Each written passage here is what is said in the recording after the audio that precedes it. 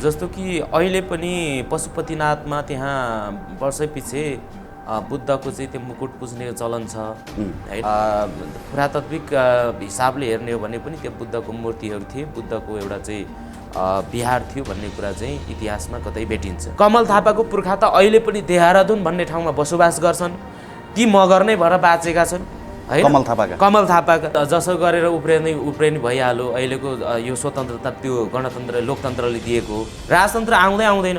यदि राजा चाहिन्छ भन्ने हो भने राजा त यो देशको चाहिँ भूमिपुत्रलाई दिनुपर्छ। राजा चाहनेहरूले के भन्छ भन्दाखेरि ज्ञानेन्द्रलाई ल्याउनुपर्छ। ज्ञानेन्द्रलाई हामीले नै हेरेको हो, ऊ 2 लाख त्यतिखेरको सेना पुलिसको घेराबन्दीमा बसेर त उसको राजतन्त्र नटिकेको हामीले देखेका हो। अनि आज चाहिँ के आधारमा चाहिँ राजतन्त्र टिकाउँछ त्यसले? किनभने उनीहरूसँग पैसा छ, हाम्रो मान्छेसँग पैसा छैन। हाम्रो मान्छेको मनोविज्ञान पढेको छ। यो कहाँ चाहिँ कमजोर छ भन्दाखेरि पैसामा कमजोर छ। पैसा दिएपछि हाम्रो मान्छे पनि कुदेका छन् हैन। त्यो त किन उसले भित्री उसले पीडा बुझेको छैन के। अब ब्राह्मण भने फेरि कुरा घुमाउनु सिपालु छ। हेर्नुहोस् न, मान्छेले त मखै बनाइदिन्छ नि। त्यो भएकोले गर्दाखेरि त्यो चिल्लो कुरामा हाम्रो मान्छे भुलेर उसलाई सपोर्ट गर्यो। यहाँ बहुसङ्ख्यको सपोर्ट नहोस् त कसरी शासन चलाउँछ यो अहिलेको नेकपा भनिने हैन र अहिलेको नेपाली काङ्ग्रेस भनिनेको जोडबलमा यो सङ्घीय लोकतान्त्रिक गणतन्त्र आएकै होइन। वास्तवमा भन्ने ऊ त सङ्घीयताको विरोधी, धर्मनिरपेक्षको विरोधी हो नि केपी ओली। अनि सङ्घीय लोकतान्त्रिक गणतन्त्रको चाहिँ नुन खाएर अनि सङ्घीयताको विरोध गर्ने। गोकुल बासकोटा को? गोकुल बास 70 करोड चाहिँ प्रकरणमा मुछिएको मान्छे होइन। त्यही गोकुल बासकोटाले भनिरहेछ यो हामीले चाहिँ करले स्वीकारेको होइन, द्वन्द्व समाधान गर्नको लागि मात्र हामीले स्वीकारेको भनेको छ। तर उनीहरूको यो चाहिँ पार्टीहरूको उद्देश्य भनेको चाहिँ नेपालमा सङ्घीय लोकतान्त्रिक गणतन्त्र ल्याउनुपर्छ भन्ने थिएन। ब्राह्मण फटा भएको कारणले नै देश पनि विकास भएन। यदि राजा ल्याउनु छ भने चुनाव गराओस् न त, चुनावबाट त निर्वाचित भएर आओस् न त राजा। लन्ठै साहब हामीलाई भन्छ डलर खायो भन्छ, वास्तवमा इन्डियाको भारूमा यिनीहरू चल्यो। यो राजावादीहरू भनेको त सबै इन्डियाको चाहिँ रहको एजेन्ट हो नि त। तर वास्तवमा चाहिँ विदेशी एजेन्ट भनेकै यो हिन्दूवाद, जसले चाहिँ भारतलाई गुहारेर हिन्दू राष्ट्र बनाउनु पर्छ भन्ने अभियानमा छ। नत्र कुन चाहिँ शक्तिले यहाँ हिन्दू राष्ट्र बनाउँछ? कुन चाहिँ शक्तिले राजतन्त्र फर्काउँछ? लु भन्नुहोस् त।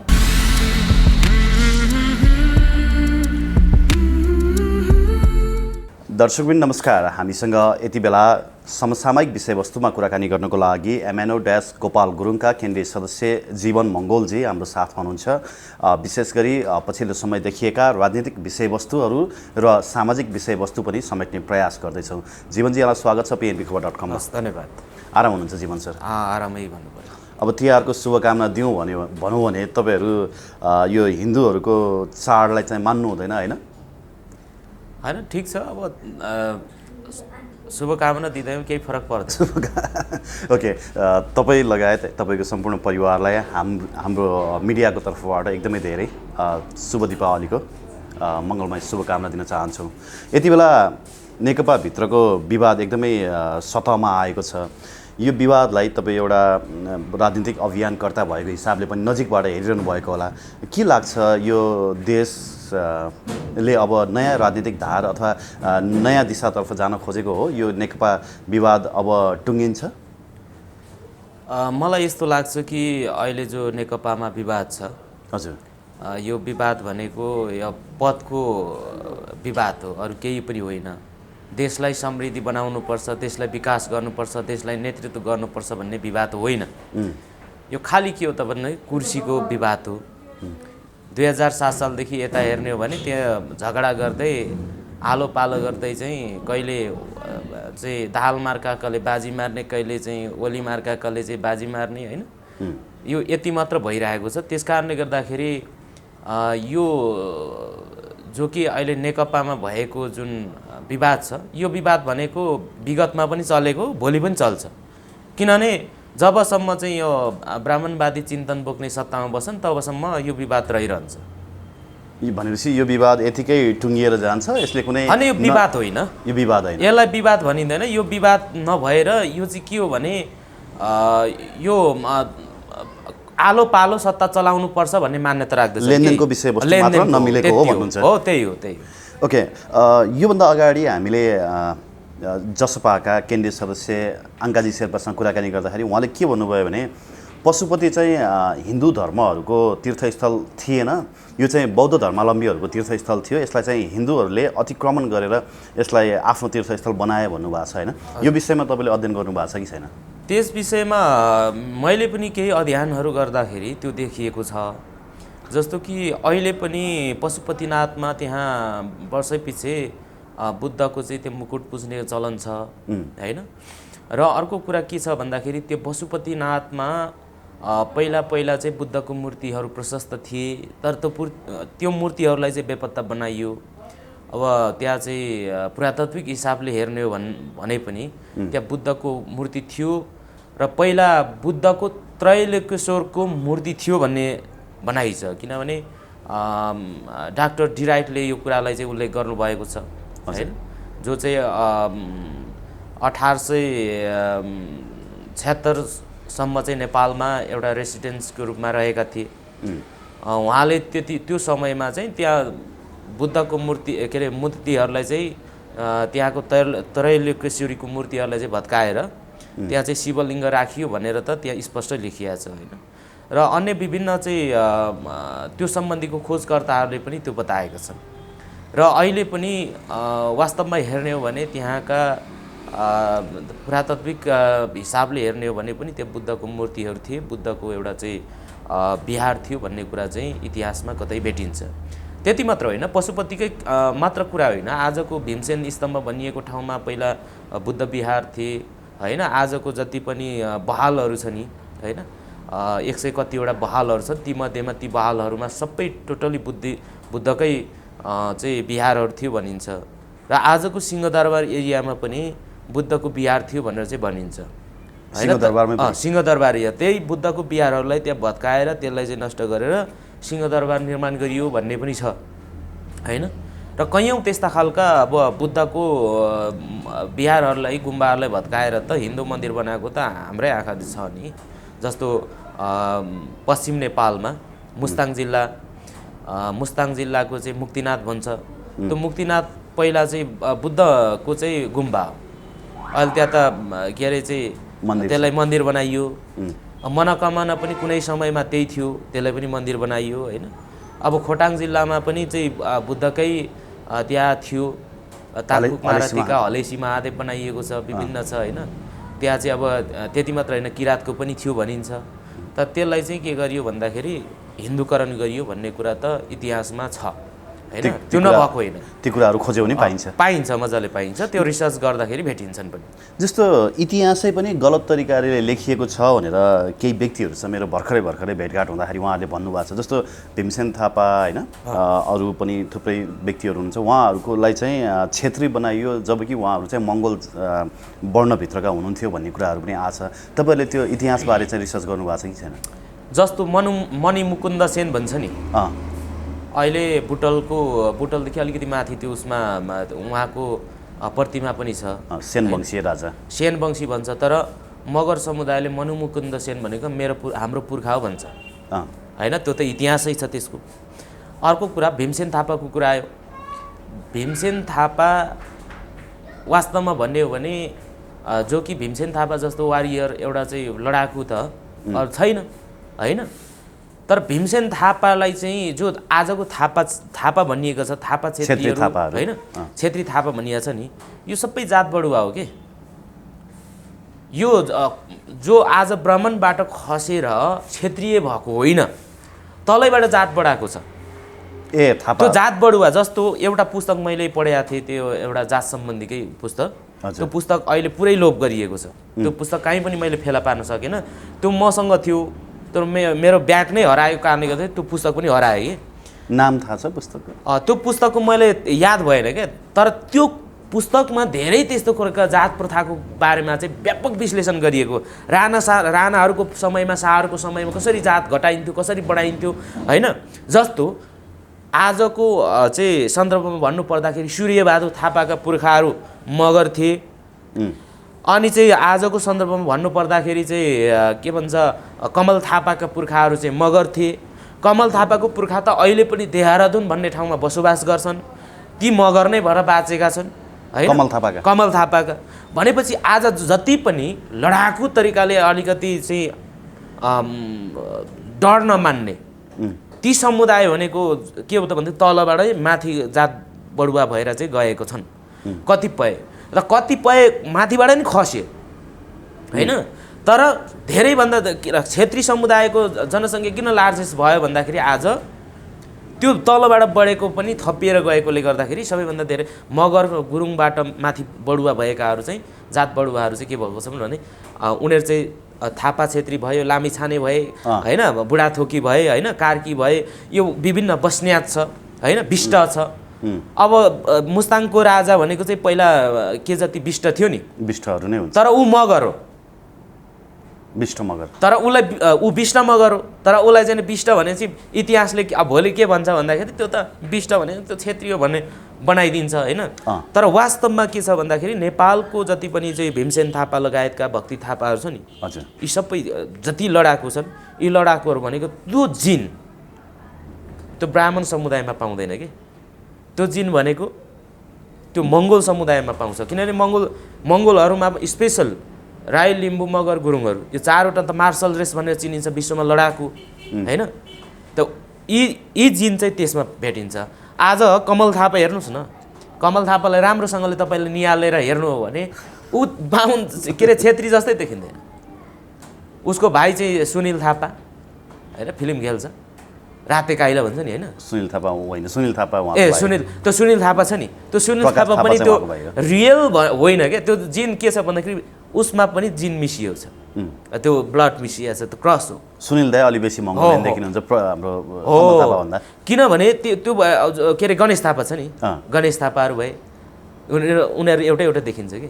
किनभने जात प्रथा चाहिँ त्यो के भने हिन्दुइजमले चाहिँ वर्ण व्यवस्थाले चाहिँ घटाउने बढाउने होइन।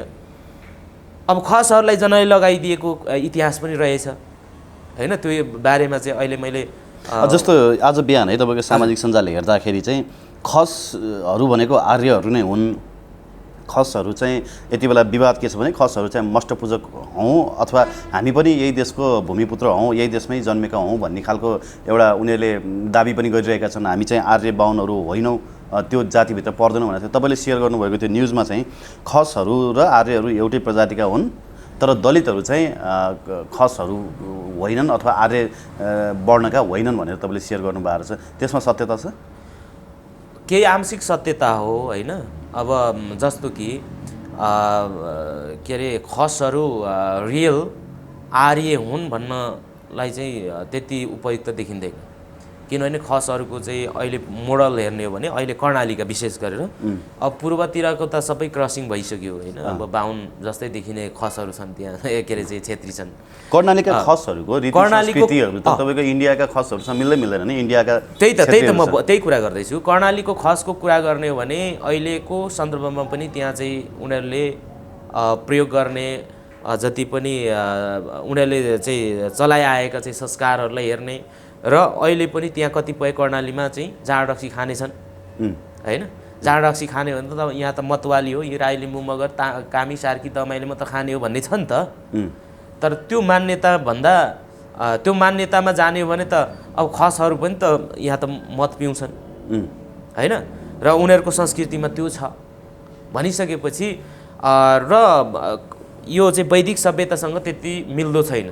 जस्तो गोठ पूजा गर्छ खसहरूले, त्यो गोठ पूजा बाहुनहरूले गरेको मैले देखाएको छैन। गोठ पूजा गोठ पूजा अनि यो जो उहाँहरूको एउटा चलनमा छ। अर्को कुरा भाषा आफ्नै छ र ड्रेस पनि आफ्नै छ, तर फेरि ब्राह्मण समुदायको न भाषा छ होइन, भाषा भनेको संस्कृत हो ब्राह्मणको, तर त्यो पनि अब अहिले त अब लोप जस्तै छ। यो विश्वमा चाहिँ डेथ ल्याङ्ग्वेज भन्छ के अरे होइन। अनि हरेक अब अरू ड्रेसको कस्टमको कुरा गर्ने हो भने त्यो पनि उनीहरूसँग छैन। र राज्यको कुरा गर्ने हो भने पनि फिक्स ब्राह्मणहरूले चाहिँ गरेको चाहिँ साम्राज्य चाहिँ छैन यहाँ। उनीहरू चाहिँ जहाँ पनि डुलुवा, किनभने उनीहरू चाहिँ हिन्दू धर्ममा चाहिँ उच्च स्थानमा रहे, सर्वोच्च स्थानमा, र हामी भनेको चाहिँ हामीले नै हामी सबैको स्वामी बन्नुपर्छ भन्ने हिसाबले उनीहरू चाहिँ जहाँ पनि के भने अब आफू चाहिने बनाए क्या सिस्टम। त्यो खसले पनि हामीलाई फलो गरोस् अथवा त्यहाँको चाहिँ शूद्रले मतवाली पनि हामीले फलो गरोस् भन्ने सिस्टम उनीहरूले बनाए। ब्राह्मण पूजनीय भयो। त्यसो भएकोले गर्दाखेरि ऊ चाहिँ जहाँ पनि चाहिने भयो के। जस्तो खस बसोबास गर्ने ठाउँमा बाहुन चाहियो।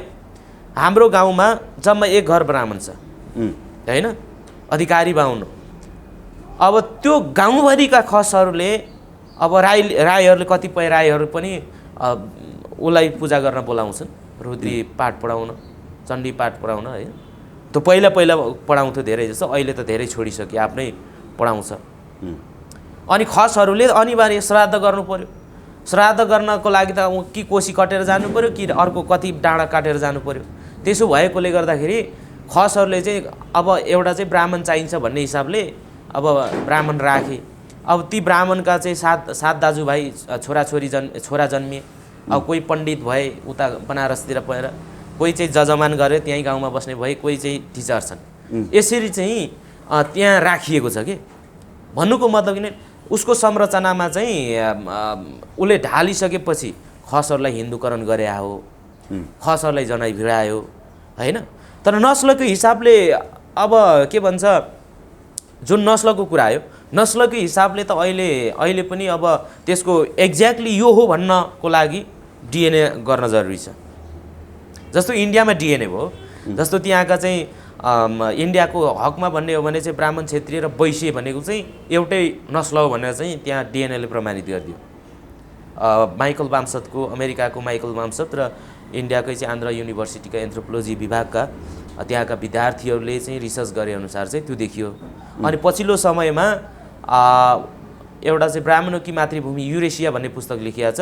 त्यो पुस्तकले पनि त्यहाँ चाहिँ 117 जना चाहिँ डिएनए सम्बन्धीका वैज्ञानिक, पुरातत्त्वविदहरूदेखि लिएर चाहिँ अब विश्वका चाहिँ नामुद ख्याति प्राप्त त्यस्ता लेखकहरूको लेखबाट चाहिँ त्यहाँ कन्ट्रिब्युट गरेर त्यो एउटा चाहिँ पुस्तक प्रकाशन गरिएको छ। त्यसमा पनि लेखिएको छ कि अब चाहिँ जो क्षेत्रीय भनेको छ। अच्छा, तर क्षेत्रीय त्यो डिएनएले त्यो भने तापनि क्षेत्रीयमा चाहिँ के छ भन्दाखेरि नेपालको कन्टेक्स्टमा चाहिँ नेपालको कन्टेक्स्टमा चाहिँ जात बढाउने र घटाउने सिस्टम, कानुनी व्यवस्थाहरू गरेको कारणले गर्दाखेरि धेरै क्षेत्रीयमा चाहिँ के छ भन्दाखेरि क्रस छ हैन। त्यस कारणले गर्दाखेरि यो हो भनेर चाहिँ अब नस्ललाई छुट्याउनको लागि त कि डिएनए गर्न जरुरी छ, त्यसको जिन छुट्याउनको लागि त। अनि कसको जिन हो त हैन।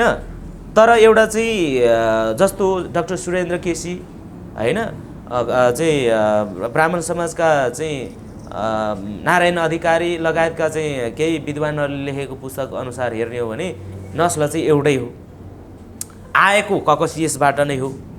तर खसहरू चाहिँ ककसियसको पहाड के अरे ककसियसबाट पहाड हिमालको फेद आए। तर जो वैदिक आजको वैदिक आर्य भनिएको छ उनीहरू चाहिँ के भयो भन्दाखेरि उनीहरू चाहिँ मैदानतिर गएको कारणले गर्दाखेरि अब यहाँको जो खस साम्राज्य निर्माण हुँदाखेरि चाहिँ खसहरूले निर्माण गरे। पछि वैदिक सनातनीहरू चाहिँ फेरि मैदानबाट चाहिँ पहाडतिर उक्लिएपछि त्यो खस साम्राज्यलाई चाहिँ समाप्त पारेर त्यसपछि वैदिक सनातनी त्यो वैदिक सभ्यता, वैदिक संस्कारलाई चाहिँ त्यहाँ लागू गरियो भन्ने कुरा चाहिँ इतिहासमा भेटिन्छ। त्यो आधारले भन्ने हो भने चाहिँ अब के अरे खसहरूको र ब्राह्मणहरूको छुट्टै छुट्टै आगमन भएको छ। आगमन मात्र नभएर ब्राह्मण र क्षेत्रीमा पनि केही डिफ्रेन्टहरू छ। जस्तो कर्णालीको खसहरू आज हेर्ने हो भने अहिले पनि त्यहाँको मोडल, त्यो कर्णालीको खसको मोडल हेर्ने हो भने ऊ त्यहाँ चाहिँ मङ्गोलोइड स्टकको देखिन्छ कि होइन। किन त्यो देखियो त भन्दाखेरि अब हुन त त्यो स्टक अब त्यो जो छाला भनेको त अब के अरे हाम्रो पनि कलर चेन्ज हुन्छ। हाम्रो जो येलो स्किन हो, यो स्किन किनभने अलिकति घामले भेट्यो भने यसलाई चाहिँ फेरि रिफ्लेक्ट गरिहाल्छ, हामी पनि ब्ल्याक हुन्छ। तर यो जुन एउटा जो स्ट्रक्चर छ, शारीरिक बनोट छ, यो बनोट भनेको चाहिँ मलाई लाग्छ यो चाहिँ एउटा त्यो समयदेखि नै यसरी चाहिँ विकसित भयो। त्यही अनुरूप नै अगाडि बढिरहेको हुन्छ। त्यसो भएकोले जुन स्ट्रक्चर छ त्यो भनेको मगरबाट माथि गएका, जस्तो भीमसेन थापा मार्काका होइन, मणिमुकुन्द सेन भनेको चाहिँ अब भन्न त त्यो वंश हो। सेन भनेको फेरि एउटा वंश हो है। वंश भन्नाले चाहिँ एउटा त्यो वर्ण भनिएको होइन। वंश छुट्टै हो।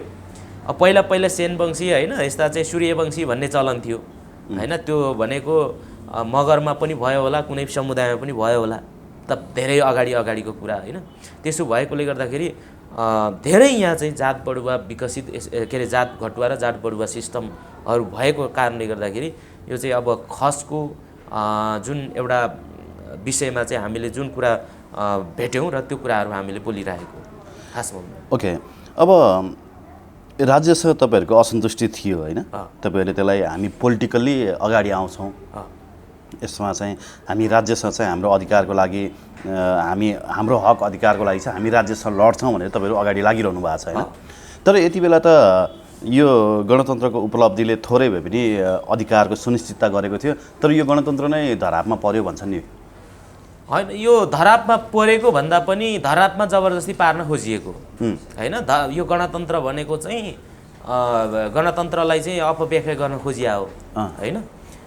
तर गणतन्त्र भनेको व्यवस्था, लोकतन्त्र व्यवस्था भनेको त्यो व्यवस्था होइन नि।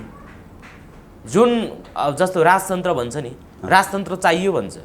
राजतन्त्र त हामीले 250-60 वर्ष त हामीले भोगेको, हाम्रो पुर्खाले भोगेर ल्याएको। राजतन्त्र कस्तो व्यवस्था भने त दुनियाँमा थाहा छ नि। तर आज त फेरि राजतन्त्र चाहियो भनेर देख्यौँ भने हजारौँ व्यक्तिहरू चाहिँ सामाजिक सञ्जालमा उफ्रिरहेका छन्, हजारौँ व्यक्तिहरू सडकमा उर्लिएका छन्। अब राजतन्त्र आए पछाडि तपाईँहरूको मुद्दा सुनवाई होला त? अब फेरि तपाईँहरू चाहिँ धर्मनिरपेक्ष राज्य, गणतन्त्रले दिएको धर्मनिरपेक्षता सङ्घीयता होइन नै चाहिँ अब उसले चाहिँ खोज्ने भयो नि त। राजतन्त्रले त उनीहरू चाहिँ हिन्दू राज्य चाहियो भनेर उफ्रिएका छन्, राजतन्त्र चाहियो भनेर उफ्रिएका छन्। उफ्रिनु त जसो गरेर उफ्रिने भइहाल्यो। अहिलेको यो स्वतन्त्रता त्यो गणतन्त्र लोकतन्त्रले दिएको त्यो कुरा उनीहरूले पनि बुझ्ने कुरा हो होइन। राजतन्त्र हुन्थ्यो भने के अरे हात खुट्टा हड्डी भाँचिसक्थ्यो राजाको शासन हुँदाखेरि। तर भोगेको हो नि त हाम्रो पुर्खाहरूले होइन। यहाँ चाहिँ त्यति कयौँ शहीद भएका छन्, त्यतिकै भएको होइन नि त हामीले त देख्यौँ। तर लोकतन्त्रले त्यो एउटा चाहिँ सुविधा दिएकोले त्यो सुविधा प्रयोग गरेका मात्र, अन्यथा केही पनि होइन। राजतन्त्र आउँदैन। यदि राजा चाहिन्छ भन्ने हो भने राजा त यो देशको चाहिँ भूमिपुत्रलाई दिनुपर्छ। जस्तो कि यहाँ राई, लिम्बू, मगर, गुरुङ, शेर्पा, तामाङ छ, नेवार छ। यहाँ नेवार समुदाय काठमाडौँ मुटुमा बसेको नेवारलाई दिउँ त ल, नेवार समुदायको एउटा राजा बनाइदिउँ। मान्छ त? यी राजा चाहनेहरू मान्छ? मान्दैन।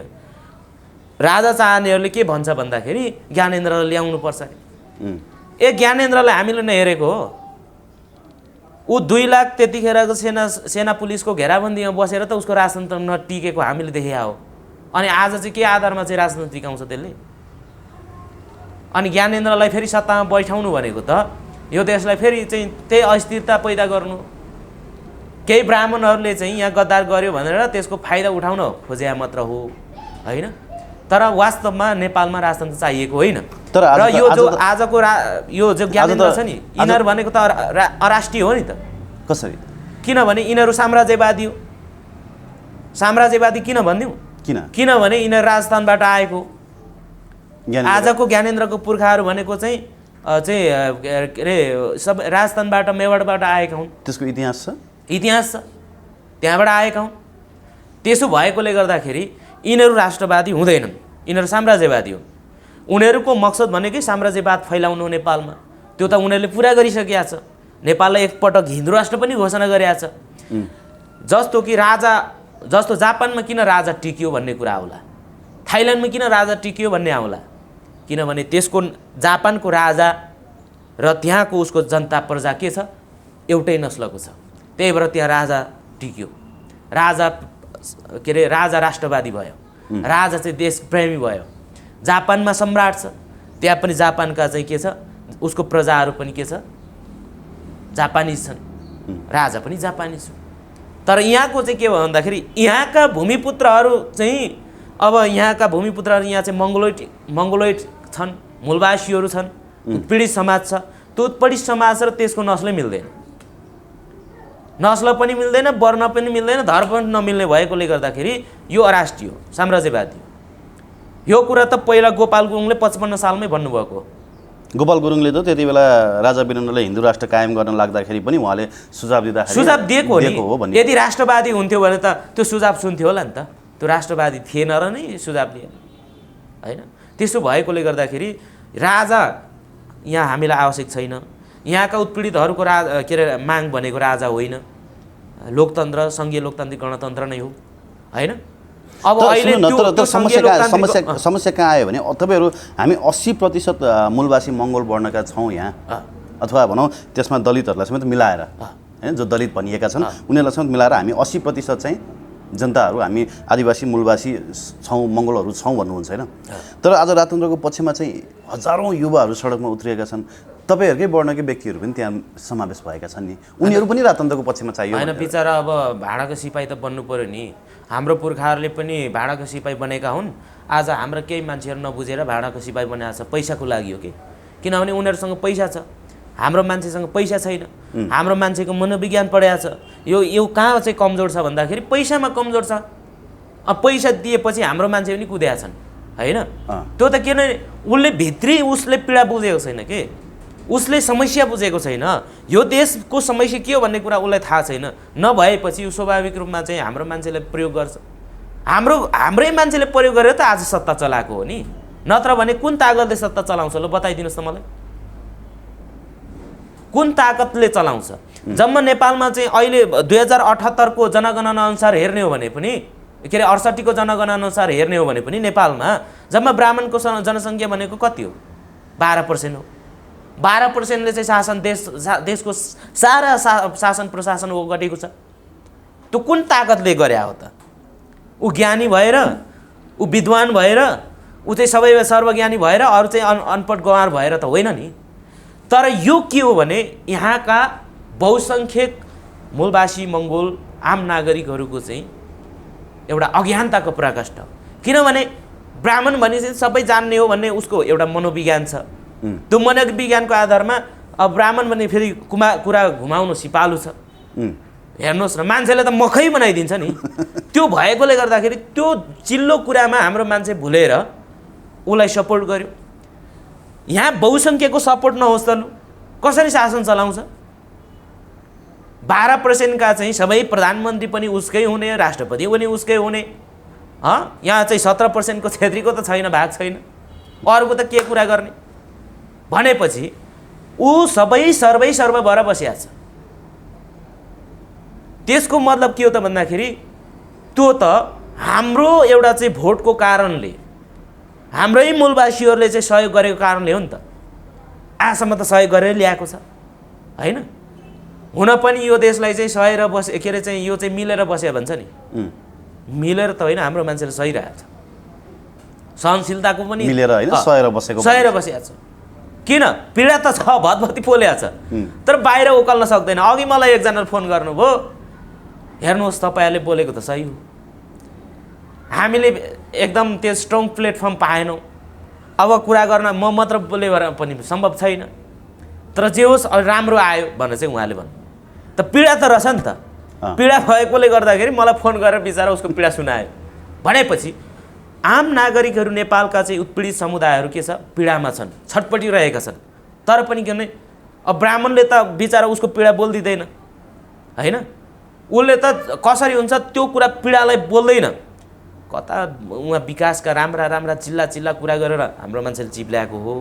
त्यसो भएकोले गर्दाखेरि यो अहिले जति पनि जे भइरहेको छ यो भनेको यो सबै हाम्रा मान्छेहरू चाहिँ बेरोजगार भए होइन।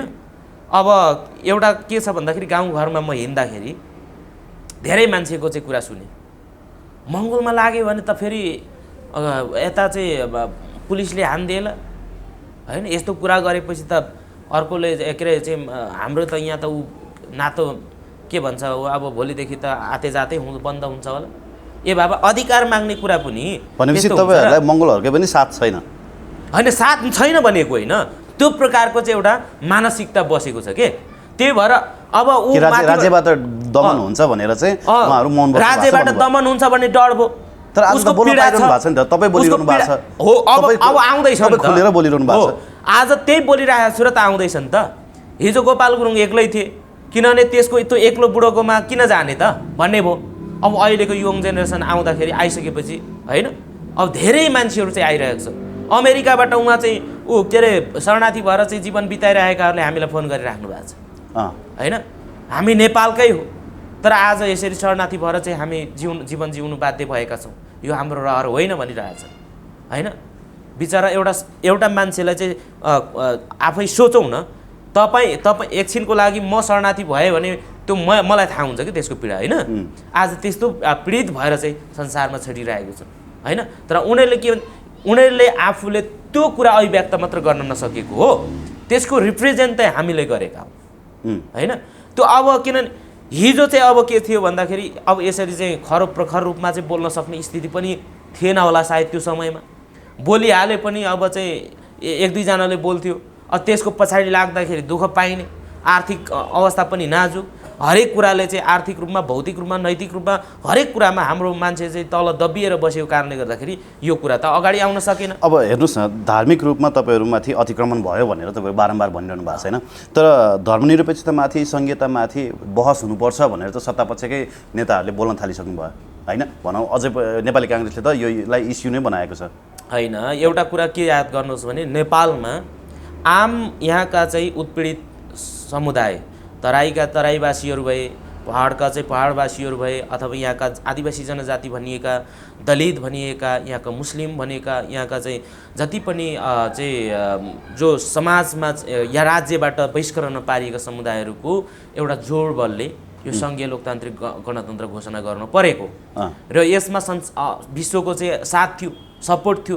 त्यो आधारमा यो अहिलेको नेकपा बनिने होइन र अहिलेको नेपाली काङ्ग्रेस भनिनेको जोडबलमा यो सङ्घीय लोकतान्त्रिक गणतन्त्र आएकै होइन वास्तवमा भन्यो भने। यो त जस्तो गोपाल गुरुङले 2045 सालभन्दा अगाडि नै 2042 सालमै सङ्घीय लोकतान्त्रिक गणतन्त्र नेपालको परिकल्पना गर्न पुस्तक लेख्दाखेरि उहाँ जेल पर्नु भएको, त त्यतिखेर त यिनीहरू सबै सुतेर बसिया छे। उहाँकै एजेन्डा चाहिँ पछि उनीहरूले चोरेको त्यही कुरा नै पछि मदन भण्डारीले चाहिँ भाषण गरे होइन, मिठो मिठो भाषण गरेका छन्।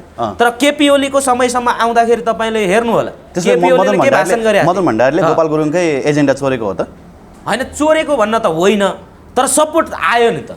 राजा फाल्नुपर्छ नेपाललाई चाहिँ के अरे नेपालमा चाहिँ लोकतन्त्र भनेर चाहिँ उसले बहुदलीय जनवाद भनेर चाहिँ ल्यायो नि त। तर एउटा चाहिँ के भन्दा उसले चाहिँ अब नेपालमा लोकतन्त्र चाहिँ अब चाहिँ नेपालमा लोकतन्त्रको चाहिँ अब आवाज उठ्छ भनेर चाहिँ अब ऊ चलाक बाहुनो, चतुर बाहुनो, उसले त्यो ठ्याक्कै चाहिँ के अरे उसले बोलिदियो। त्यही भाषण सुनाउँदै उनीहरूले भोट मागेर चुनाव जितेको नि त। तर केपी ओलीलाई हेर्ने हो भने त केपी ओलीको भाषण सुन्नुहोस् न, 62-63 को जनआन्दोलन दबाउनलाई उसले के बोलेको छ। इभन ऊ के अरे चाहिँ के अरे प्रधानमन्त्री भइसकेपछि पनि उसले बेला बेलामा चाहिँ वकालत गरिरहेको छ नि। ऊ त सङ्घीयताको विरोधी, धर्मनिरपेक्षको विरोधी हो नि केपी ओली। भनेपछि केपी ओलीलाई यो गणतन्त्र मन परेको छैन। तर कसरी उसलाई चाहिँ प्रधानमन्त्री बनायो भन्ने कुरा चाहिँ यो एकदमै के अरे चासोको विषय भएको छ कि यो लोकतन्त्र विरोधी, संहिता विरोधी, धर्मनिरपेक्ष विरोधी मान्छे, यो अराष्ट्रिय मान्छे कसरी चाहिँ त्यो ठाउँमा पुग्यो। अनि सङ्घीय लोकतान्त्रिक गणतन्त्रको चाहिँ नुन खाएर अनि संहिताको विरोध गर्ने, अनि उसकै आसेपासे अहिले जति बोलिरहेको छन् नि। गोकुल बास्कोटा को गोकुल बास्को 70 करोड चाहिँ प्रकरणमा मुछिएको मान्छे होइन, त्यही गोकुल बास्कोटाले भनिरहेछ यो हामीले चाहिँ करले स्वीकारेको होइन, द्वन्द्व समाधान गर्नको लागि मात्र हामीले स्वीकारेको भनेको छ। तर अब जस्तो त्यहाँ चाहिँ प्रचण्ड छन्, प्रचण्डलाई जब प्रचण्ड त्यहाँ सती गयो नि त्यो नै ब्याट लगो। कम्तीमा प्रचण्ड के अरे चाहिँ केपी ओली भन्दा त प्रचण्ड त लोकतन्त्र, सङ्घीय लोकतन्त्र गणतन्त्रको लागि त उदार हो नि त। उसले लडेको, उसले बोलेको पनि हो, जनयुद्धै गरेर आएको मान्छे हो होइन। तर केपी ओलीको त्यो मुद्दा थिएन के। अहिले पनि एमालेका नेकपाका चाहिँ कयौँ नेताहरूले भन्छ नि, पहिलाको एमाले पक्षधरहरूले कि हाम्रो एजेन्डा मुद्दै थिएन। अघि मैले एउटा चाहिँ भाषण सुनिरहेको थिएँ केपी ओलीको, उहाँले के भन्नुभयो भने 2006 सालमा चाहिँ नेपाली काङ्ग्रेस र एमाले स्थापना भयो, के अरे चाहिँ नेपाल कम्युनिस्ट पार्टी स्थापना भयो। तर उनीहरूको यो चाहिँ पार्टीहरूको उद्देश्य भनेको चाहिँ नेपालमा सङ्घीय लोकतान्त्रिक गणतन्त्र ल्याउनुपर्छ भन्ने थिएन। ऊ स्पष्टै बोलिरहेछ नि, भनेपछि ऊ सङ्घीयता विरोधी हो। त्यही भएर आज यो सङ्घीयताले चाहिँ यताउता गरिरहेको होइन। आज त्यही भएर चाहिँ सङ्घीयता धरापमा पर्यो भन्छ। त्यो वास्तवमा चाहिँ गलत मान्छे भएकोले गर्दाखेरि सङ्घीयताले चाहिँ बदनाम गरेको। त्यसमा केपी ओली पनि राज संस्था पुनर्स्थापनाकै पक्षमा हो नि त। अब हिजोको दिनमा राज संस्थाकै चाहिँ भान्से भएर चाहिँ माधव नेपालहरू चाहिँ राजाहरूलाई चाहिँ ढोकेर मन्त्री भएको क्या अरे। बाहुनलाई चाहिँ विश्वास गर्न योग्य छैन कि। बाहुन किन विश्वास योग्य छैन भन्दाखेरि बाहुन भनेको जता चाहिँ गुलियो उतै भुलियो भन्छ नि, पल्टिहाल्छन्। पल्टिहाल्ने। किनभने जस्तो कि पहिला चाहिँ अब शाहहरूलाई उकास्ने पनि ब्राह्मण थियो, अनि यो फटाओ भनेर चाहिँ यो शाहहरूलाई चाहिँ निरङ्कुश भयो भनेर चाहिँ विरोध गरेर चाहिँ पल्टाइदिने पनि बाहुनै हो। तपाईँ हामीले देखेको होइन। अनि फेरि राणालाई उकास्ने राणाको सल्लाहकार पनि त्यही बाहुनै थियो। अनि त्यो राणा निरङ्कुश भयो भनेर चाहिँ आवाज उठाउने त्यही बाहुन थियो। फेरि त्यही बाहुन चाहिँ के अरे आज सत्तामा बसेर फेरि भन्छ के भन्छ भन्दाखेरि यो सङ्घीयता खतम भयो, अब राजतन्त्र नै चाहिन्छ भन्ने पनि फेरि ब्राह्मण हो। त्यसो भएकोले ब्राह्मणको विश्वास हुँदैन। किन? त्यो त हामीलाई थाहा छ। किनकि बाहुन भन्ने चाहिँ काट्टो खानेमा जात हो। काट्टो किन खाने त? त्यो त लोभले हो नि त। किनभने ब्राह्मण जहिले पनि लोभी हुन्छ, पाखण्डी हुन्छ ब्राह्मणहरू। त्यसो भएकोले गर्दाखेरि जतिखेर जे पनि गर्न सक्छ कि यिनीहरूको विश्वास छैन, अब विश्वास गर्न योग्य नै छैन। ओके, अब त्यसो भयो ब्राह्मण फटा भएको कारणले नै देश पनि विकास भएन, समृद्धितिर गएन।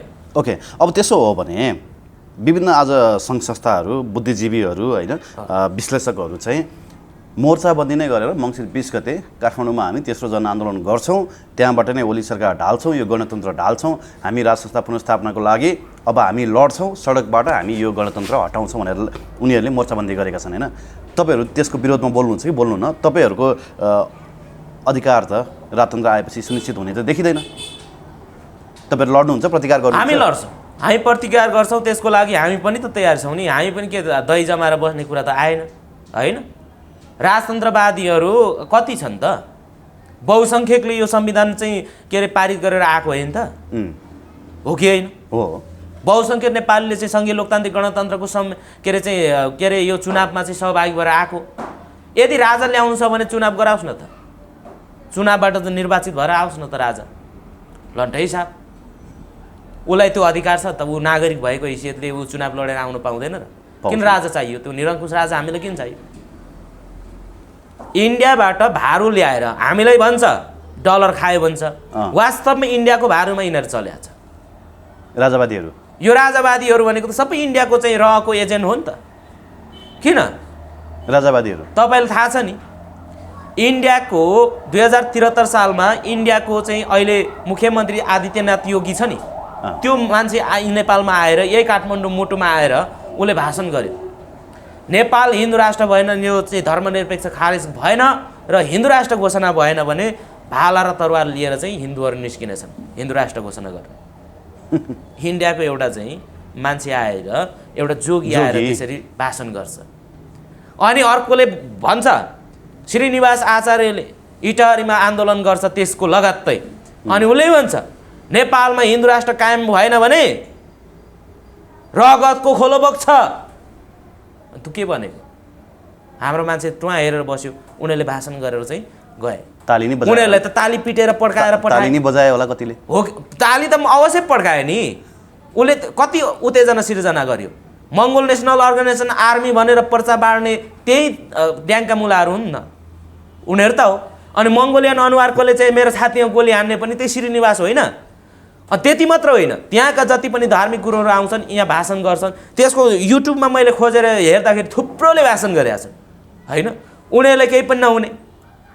जबकि हामी स्वाभिमानको आन्दोलन उठाउँछौँ, जबकि हामी आत्मनिर्णयको अधिकारको कुरा गर्छौँ, जबकि हाम्रो चाहिँ स्वतन्त्र मौलिक अधिकारको कुरा गर्छौँ, तब त्यसलाई हस्तक्षेप गर्नको लागि इन्डियाबाट जोगीहरूले ल्याएर, इन्डियाका चाहिँ रहको एजेन्टहरू ल्याएर अहिले देख्नुभयो नि, सामन्त गोयल चाहिँ रातारात आएर केपी ओलीको कानमा फुकेर गएपछि ती सबै कुराहरू हामीहरू आइरहेको हो नि।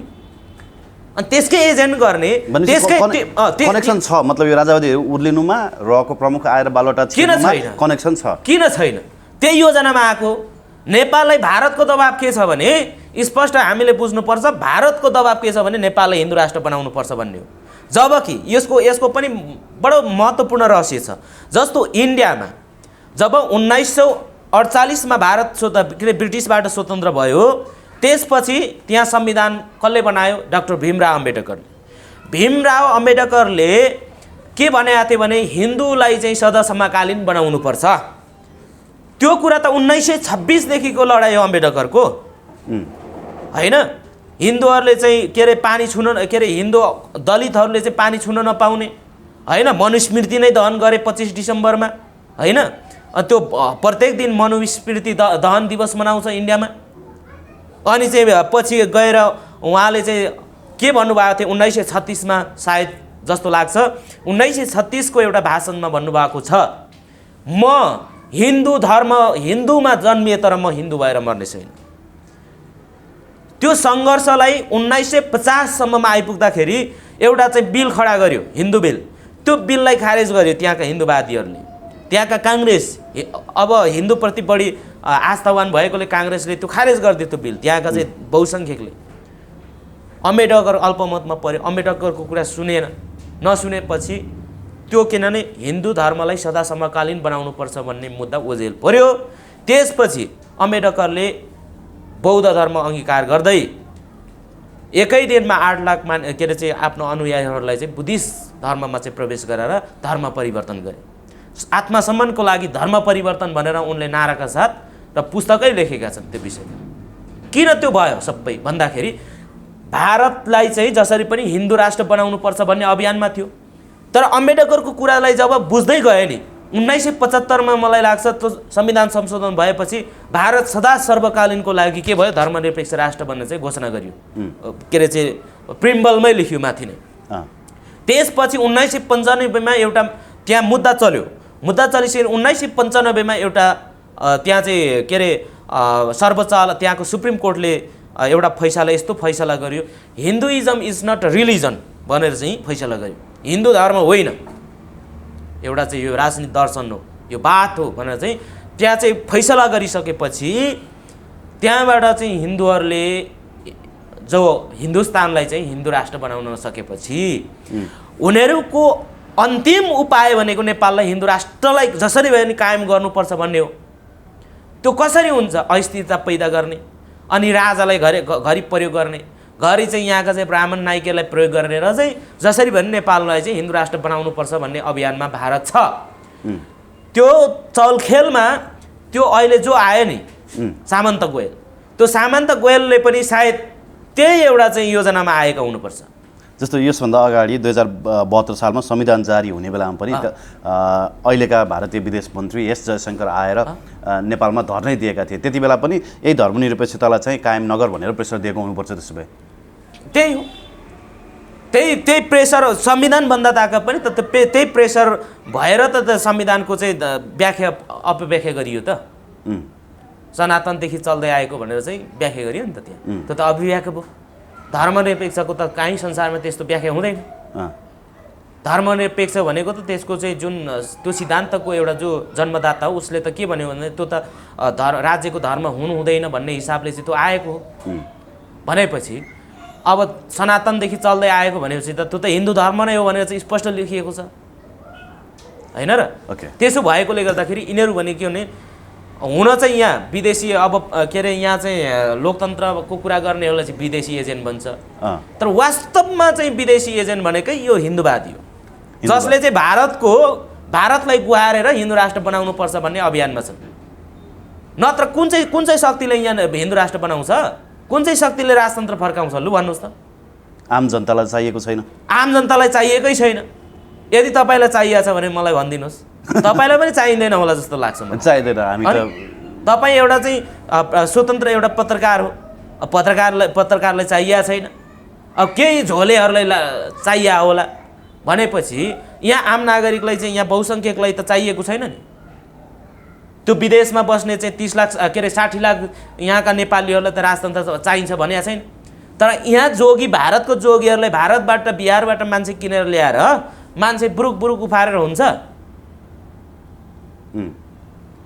त्यो कसको सहयोगमा चलिरहेको छ भन्ने कुरा त त्यही स्पष्ट छ नि। कसको पैसाले चल्छ? त्यो पेट्रोल कसले हाल्थ्यो? त्यत्रो चाहिँ गणतन्त्र मुर्दाबाद भन्नको लागि सरकारले त दिएन पक्कै। सरकारले पनि फेरि अरू आन्दोलनहरूलाई चाहिँ दमन गर्छ। माइती घरमा 20-25 जना आन्दोलनमा उत्रे भने दमन गर्छ। एउटा कालो झन्डा देखाउन जाने व्यक्तिहरूलाई पक्रेर 3 दिनसम्म राख्छ। 4000-5000 मान्छे चाहिँ बाइकमा त्यसरी जाँदा चाहिँ यो सङ्क्रमण ऐन पनि नलाग्दो रहेछ, कोरोना पनि नलाग्दो रहेछ। संघीयता खारेज गरौँ भन्ने पार्टीको अध्यक्ष नै के अरे नेपालको प्रधानमन्त्री भएपछि त्यो त छुट त भइहाल्छ नि, होइन र? जबकि एमाले कहिलेदेखि चाहिँ के अरे सङ्घीय लोकतान्त्रिक गणतन्त्र स्वीकारेको तपाईँलाई थाहा छ? हामीलाई भन्दा तपाईँले ज्यास्त थाहा हुनुपर्छ, होइन र? हजुर। काङ्ग्रेसलाई जति बेला के अरे चाहिँ सुशील कोइरालाले एकपल्ट भने होइन धर्मनिरपेक्ष शब्द कहाँबाट हाम्रो पार्टीको मेनिफेस्टोमा आयो भने चाहिँ उसले अचम्म जगजाहेर गरेका थिए। त अहिले पनि काङ्ग्रेसमा भन्ने हो भने, साँच्चै भन्ने हो भने काङ्ग्रेसमा 80% त हिन्दू राष्ट्र चाहने त्यहाँ के अरे चाहिँ मान्छे छन्। हिन्दू राष्ट्रको आवाज उठाउनु। काङ्ग्रेसले त एजेन्डै बोक्न लागेको छ। एजेन्डै बोक्न लागेको हिन्दू छ, राष्ट्रको होइन? एजेन्डा बोक्दैछ। अब अर्को कुरा के महत्त्वपूर्ण कुरा के छ भन्दाखेरि त्यो काङ्ग्रेस भन्ने पार्टीमा अहिले राप्रपा नेपालको केन्द्रीय सदस्य जति सबै त्यहाँ गएका छन्। त्यही मुद्दाको कारणले गएको, हिन्दू राज्यकै कारणले। हिन्दू राज्यकै मुद्दा त्यहाँ चाहिँ अलिकति बढी आयो। किनभने अब हुनसक्छ काङ्ग्रेसको अब त्यो रणनीति होला, आफ्नो ठाउँमा छ। तर त्यहाँ के छ भन्दाखेरि काङ्ग्रेसका कट्टर जस्तो डाक्टर शेखर कोइरालाहरू भए, शशाङ्कहरू भए, उनीहरू हिन्दू राष्ट्रको पक्षधर छन्, होइन? कोइराला खलकहरू किन हिजो डेमोक्रेसी भने किनभने उनीहरू हिजो राजतन्त्र हुँदाखेरि राजाको समयमा पनि उनीहरू त प्रधानमन्त्री पड्काउने खलक हुन्। त्यसो भएकोले गर्दाखेरि उनीहरूलाई प्यारो लाग्नु स्वाभाविक हो। अहिले पनि प्रजातन्त्र भन्छ नि, लोकतन्त्र भन्दैन काङ्ग्रेसले। किनभने अब प्रजातन्त्र भनेपछि राजाको ठाउँमा मात्र प्रजातन्त्र हुन्छ क्या, राजा भएर पो प्रजा हुन्छ त, होइन र? हिजो जस्तो थियो 46 साल पछाडि त्यस्तै खोजेका छन्। आज पनि ऊ त्यही काङ्ग्रेसमा त्यही विचारधारामा छ भनेपछि उनीहरूमा त परिवर्तन छँदै छैन। नेकपा अहिले नेकपा छ, त्यो माओवादीको चाहिँ एउटा पक्षधर त्यो एउटा चाहिँ के अरे उनीहरूमा चाहिँ के छ भन्दाखेरि राजतन्त्रसँग सहमत हुँदैनन्। तर नेकपाको चाहिँ केपी ओली पक्षधरहरू के छन् भने सङ्घीय पक्षधर छैनन्, उनीहरू अनुदारवादी हो। त्यसो भएकोले गर्दाखेरि अब यिनीहरू भनेको मैले अघि नै भने लोभी हो, पाखण्डी हुन्, लुच्चा हुन्, छुच्चा हुन्। यिनीहरू भने जहाँ पनि चाहिँ फाइदा मात्र हेर्ने हुन्, आफ्नो फाइदा, आफ्नो चाहिँ के भन्छ के अरे आफ्नो हित मात्र सोच्ने, आफ्नो कल्याण मात्र सोच्ने भएकोले गर्दाखेरि जे पनि गर्न सक्छन्। उनीहरूको विश्वास छैन। तर यति कुरा चाहिँ मलाई विश्वास छ कि नेपालमा राजतन्त्र फर्किँदैन। यदि फर्किएछ भने त्यो जनताले चाहिँ फेरि डन्डा मारेर चाहिँ त्यसको टाउको फोडिदिनेछ। अन्तिममा त्यस्तो अवस्था आयो भने तपाईँहरू सडकमा उत्रिनुहुन्छ? होइन, त्यो त बाध्यता हो नि। 80% मूलवासीहरूको दम तपाईँहरूले देखाउनुहुन्छ? त्यो त बाध्यता हो नि, किनभने हिजो त्यसको लागि लडेको हो नि। आज फेरि त्यो गणतन्त्र हटाउनु खोज्छ भने हामीले लड्नु परेन, बचाउनु परेन? आज पनि त लडिरहनु भएको छ तपाईँहरू? लडिरहेका छौँ, हामी सङ्घर्ष गरिरहेका छौँ, बोलिरहेका छौँ। हाम्रो ठाउँमा गएर हामीले चाहिँ के हो त सङ्घीय लोकतान्त्रिक गणतन्त्रको त्यसको हामीले चाहिँ के अरे चाहिँ टिचिङ गरिरहेका छौँ। यो व्यवस्था भएन भने चाहिँ के हुन्छ त्यो हामीले त्यसको बेफाइदा बुझाइरहेको छौँ। किनभने हिजोको नेताहरू त माथि भाषण गर्ने तर जनतालाई चाहिँ के अरे चाहिँ त्यसको व्यवस्थाको सिस्टमको बारेमा चाहिँ नबताइदिने। त्यो भएकोले गर्दाखेरि कति जनताहरूलाई चाहिँ अनुयोगता होला, तर हामीले त्यो अनुयोगतालाई चिर्दै हामी हिँडिरहेको छौँ। हस् जीवन सर, एकदमै समसामयिक विषयवस्तुमा गरिएको यो संवादको लागि धन्यवाद दिन चाहन्छु। हस्, धन्यवाद यहाँहरूको पिएनपी मिडियालाई पनि आफ्नो केही विचार राख्न दिनुभएको।